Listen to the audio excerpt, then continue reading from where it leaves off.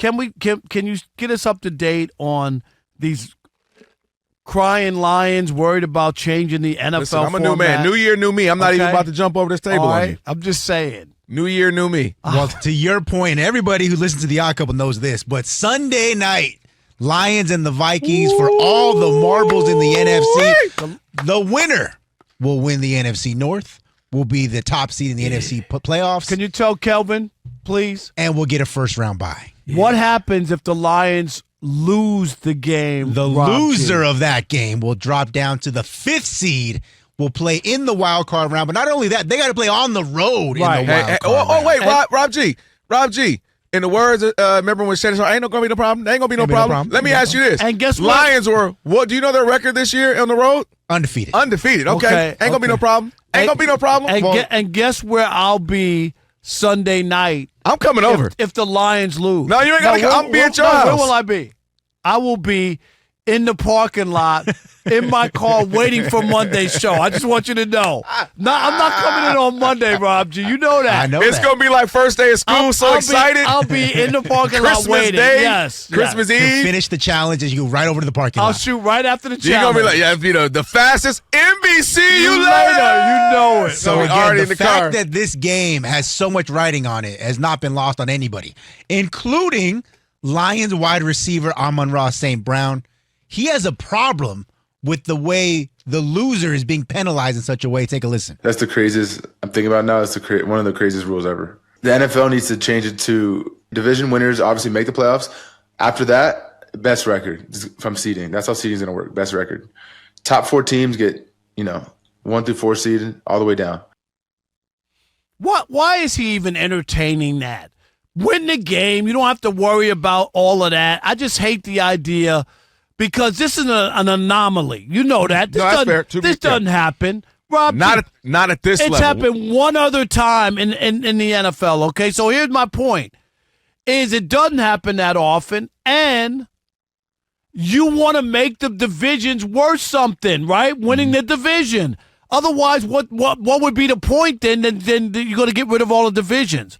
That's why you make it worthwhile. So the NFL's not going to change anything because one year the Vikings and Lions happen to each go 14-2. I think the only thing that would make it you'd consider it is we've had the opposite. We've had teams that were, this is back when it was 16 games, but 7-9 win their division. Cam Newton did that a couple times where he won the division like 3 years in a row. 2 of the 3, he wasn't even above 500.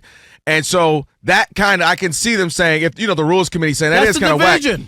But I'm gonna not reward the Vikings or the Lions in this case, and give the if it were the Panthers of the say this year the 7-9 Panthers, they get to get a bye. I can see them saying we want to line it up where we're trying. I wouldn't want the Vikings or the Lions to lose to that. Like I want to get the Vikings or the Lions in the later rounds against the Eagles. Like I could see them wanting to get the best teams. Later in the conference championship. We saw 2 years ago in baseball that the best teams got the byes and they all lost. Well, baseball is a weird sport with But I'm saying playoffs. It ain't automatic that just because. And especially because it's a one and done in football. Right. But I think that that's the only reason why I'm saying I could see them considering is like, well, now that we have this instance. It's only happened twice. That's what I'm saying. But now that we have it, you're hardly ever, again, twice, where you're going to have a team that be 14-3 be a 5 seed. That is absolutely crazy to think about. But I think the larger conversation is more so because it just happened, the only second time in history, that it makes you go, oh, well, I never even thought about that because it never happens. But now that I'm thinking about it, that is kind of crazy that Lions or Vikings would have to do all this going on the road, and you could have a terrible, the Falcons or the Bucks who didn't have this great season. Now they get a bye. If you're 14-3, it doesn't matter. Go and beat them. That's a fact. You ain't got no choice. Right? You're gonna go beat a team that's 7-9 or whatever. I mean, go on the road. If you're gonna win a Super Bowl or make it to the Super Bowl, you're gonna have to face some challenges. We talk about all the time. When Eli Manning won those 2 Super Bowls, or get on the road, go to Green Bay. Ben Roethlisberger and them did that once too. Go where you got to go and win the game. When Aaron Rodgers and the Packers won, what were they, a 6th seed, right? They were a 6th seed. They went on the road and they won 3 road games you to can win get it a done. to get to the Super Bowl. Listen, you can get it done. And again, I just mentioned, and I wasn't even just trying to be funny. Like the Lions are undefeated on the road. Like they beat Minnesota on the road. They beat Green Bay on the road. So they're due right. So it's not. I don't think he's overly worried. I think it's more of an observation. Like, oh shoot, now that this thing has happened for the second time, and I guarantee you he doesn't know the first time. I think it's the first time it's crossed his mind. Like, oh wait a minute, but part this of is me, kind of crazy. When I first heard it, I thought to myself, okay, is this Brown like greasing the skids in case they lose? So then. You know what I mean? Because you're putting it out there, and then you'll have something to complain about. And then if the Lions go on the road, right, they're fifth seed and lose to somebody. Bucks or something. Right, then they'll be like, this wasn't fair. Rams. I think it'll be the Rams. Right. Yeah. Oh, this wasn't fair. We were 14-3. We should have had a bye, or we should have did this, that, and the other thing. That's the part that I don't like. I just wouldn't have entertained it. I don't. Even if he's asked, dude, the only thing I care about is Sunday. We win the game, and we'll have what we work for all year. I don't mind that. I don't mind if he goes, that is kind of wild. Has that ever happened before? Because I'm sure he doesn't know. They go, oh, it's happened what other time? He's like, oh, that is kind of crazy. But at the end of the day, we got a team in front of us. We're going out there to win and smash whoever's in front of us. That's the answer. But remember, this is the era of podcasts. This is the era of, I got to get my stuff out there. Because the first place he entertained this was on his podcast. This was the first time that he actually talked about it. And then, obviously, the reporters got a hold of that and said, hey, you said this before. But I don't think he's overly worried. I mean, I think this team has been built the way they are. The way their defense is right now, what I saw Brock Purdy do, I'm afraid. If I'm a Lions fan. You saw throw 2 interceptions? No, I'm just talking about just in general. They've been, listen, I ain't gonna front. Their defense, bend, but don't break. Rob G, look at their defense the last 4 you ain't got to do that. I called them the Detroit Lions. Right. They've been the Detroit. But that's why. The only thing I'll say, and I'm not even saying it's frightening, is what I'm saying, their defense. Here's one thing that I'll say, though, and I was telling Rob G this. Their defense isn't great right now. It was actually really good throughout the season until all these injuries. But it hasn't been great the last 4 or 5 weeks or so. We all know that, injuries. But the thing you have to do, Vikings or the Rams, if they were to lose and go face the Rams or whoever it may be, you better keep scoring. The Buffalo Bills, did y'all see that game? Destroying the Lions. Josh Allen looked like the greatest thing since sliced bread. And you know what happened? Who won the game? No, the Bills. Well, that's what I'm saying. You better keep scoring because that's the one thing the Lions are going to do. Keep scoring. They had the biggest points differential in the entire NFL, the number 1 offense. So I'm just saying their defense can give you, Vikings, 25, 26. Hey, just put it on the board. Y'all got 26.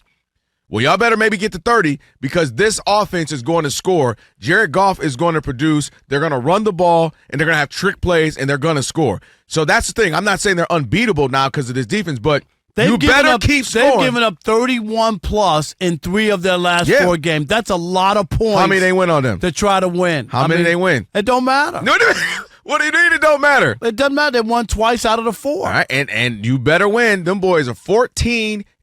All I'm saying is when you look at it as you get to this it's point. It's worrisome, without a doubt. Right, the Vikings aren't like and you already beat the Vikings already in there. So they kind of owe you one, and this is like you beat Why them. though? The Packers, we beat them twice. Okay, but this is the Vikings. You're the one, Sam Darnold's this, and they got the coach, and you got the defense. Their like defense they got a good defense. Their defense is really good. And dang you, Brian Flores. I don't know. Say your butt in Miami. I got a feeling the Lions might get skunked in this game. Is that possible? Now, 31-0. Is that too extreme? Rob G, did you just – now he went to – boy, Rob G, we almost went a whole show without an extreme.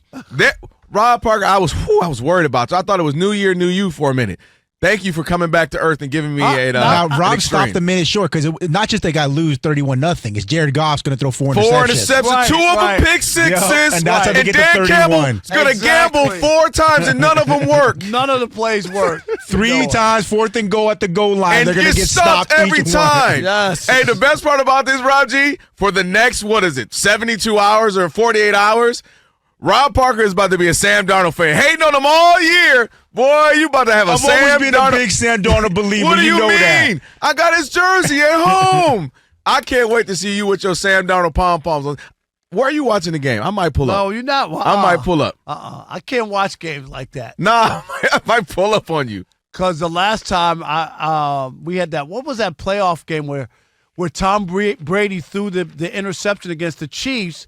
And who was it? Ford lined up. You remember? I can't remember. What was his first name? D Ford. You remember he lined up offside? Oh, yeah. That was a game-losing interception, and it got called back. And I could not believe we were all out at a sports bar. That's when Chris used to hang out, was living out here in L.A. and all that, and we all went. It was like 20 of us. That was the last I time was so sick. I was like, I can't watch games. I had to walk out. I walked out. Chris was like, you disappeared because, it was the Brady and all that. Hey, he lied and said, yeah, I needed a smoke break. I was like, Rob, you don't even smoke. Well, yeah, I do now. Yeah, I needed one after that. Tell you. Yeah, whatever. I'll text you. I'm going to pull up.